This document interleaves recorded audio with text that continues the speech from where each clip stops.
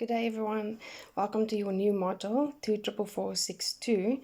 This module is going to be all about working with parents, families and the community to support children's development. So we all know that it's not just enough for us working with children in our ECD centers. We need to be able to work with children holistically. In other words, we need to work with the families, the parents, as well as the community to help us to support children's development and then, in actual fact, changing society and changing the situations and the circumstances in our communities.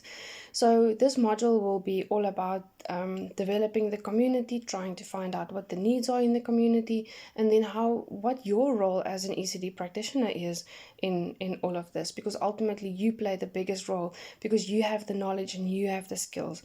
And now this module will help you to identify what you can do to be able to work better with parents, work better with families. So the first thing that I really want to emphasize about this module is that it's about relationship building. Nothing can happen if we don't have a relationship with the people that's involved in our schools. So we all know how difficult it is to get parents to work with us. And it's very, very important that we build relationships. And sometimes it's going to ask us to think outside of the box, think creatively on different ways to do it. But I want you to remember that our work is all about relationship, because it's not just us, it's not just you as the ECD practitioners that's developing the children. We can't do this alone because it needs to be a partnership. So before we get into all of this, I want to highlight three important aspects of this module, because it's all about our behavior, and that is principles, values, and ethics. So principles we can see as a hard rule, like there's no gray area. It's either right or it's wrong. So we can look at it as the Constitution, so the law of the country. It's saying don't steal. Okay, so there's no gray area. So if you steal, you are wrong. So that's a principle. It's a big, hard rule that there's no gray area for. So values is more qualities and behaviors that you as a person have, things that you believe in. So if you say you are an honest person, that's one of your values. Honesty is one of your values. So it means that you are always honest, you're always open. And then we have ethics. Ethics are those rules and guidelines that's enforced by either our work environment or where we practice so for example, I would say as an ECD practitioner, one of your values is confidentiality or respecting the children and the parents. So confidentiality means that you won't share personal information with others because you value the relationship with your parents. So it's important that you understand those three concepts. So I'm sure you ask, what can I do with parents and the community? So there's so much to do. Two of the biggest things that you can support in, and and we'll get through all of that as, the more we move through this module, but information sessions where we share information, and then there's also capacity building exercises, which is something like a workshop where you teach skills.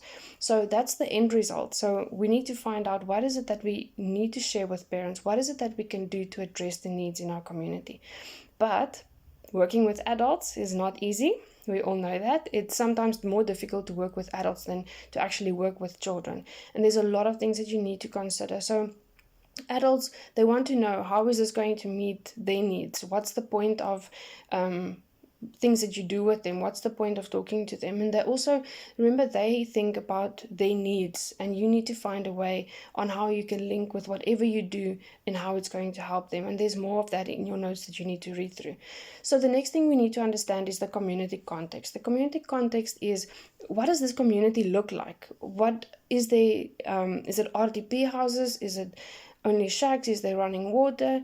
Because the communities differ in terms of the resources that they have available, and we can't expect a person to do certain things or give us certain information if they don't have access to all of that. So we need to understand that each community is different. The next thing to remember is the way that you treat people. There's the qualities or there's the behaviors that you need to have in order to develop the community. Because if a person don't trust you or they don't like you, they're not going to work with you. So you need to be open-minded, accepting.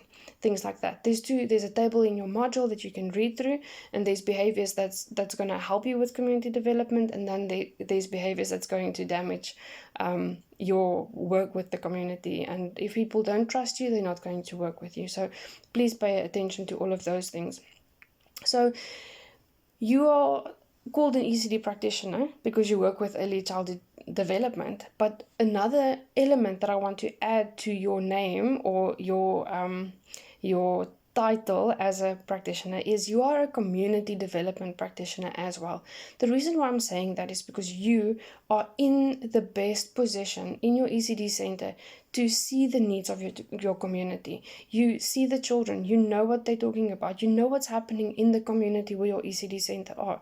So you are in the best position to know that what the needs are and be able to know what assistance is needed. So you are the one with the knowledge and the skills to be able to make changes in your community. So one of the approaches that we take in order to do this is called the participatory approach. So if we want to improve our communities, or if we want to improve the situation with children, or if we want to improve things at our center, we need to work from a participatory approach. This means that it's not just the ECD center coming up with the problems and trying to solve it. People are not going to participate if the ideas are not coming from them. So participatory approach means it's the way we do the development part, the way we work with people. So we need to make sure that everyone participates, that everyone is involved. So the ECD facilitator will then be a facilitator in this process and not the one that's doing all the work. Okay, so there's certain steps that we need to look at on how does this approach work. The first thing that I said in the beginning is building a relationship.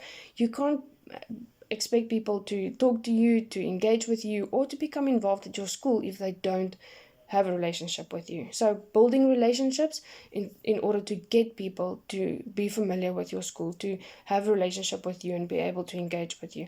Once we have established good relationships, we involve people at our schools, and then we can ask them for information. We can use the relationships we have and collect information. So basically like a needs assessment. The next part is we take the information that we've gathered from the people, community members, parents, and we look at it and we see, what does this information tell us? What is it that we can see in this information? And then we use that information to come up with a plan on how to solve challenges and concerns in our community or at our ECD center.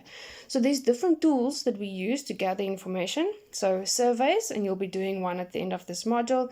There's questionnaires, there's interviews, there's meetings, there's suggestion boxes, and there's quite a lot of different ideas, but these are the main ones that I want us to focus on.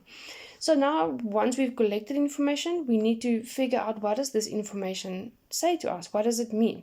Okay, so then we analyze the information, and how we can do that is ranking your problems, and you'll see examples in your information below. There's drawing of mind maps where you can unpack certain issues. There's role plays, there's group discussions. Okay, so I want you to pay careful attention to that, and then you are also going to do your own participatory needs survey, and that is a way for you to get to understand your community. What is going on in the community? What is it that you can do to support your community? So we'll get to all of those details a little bit later on, but please make sure that you read through your notes. I hope this was helpful.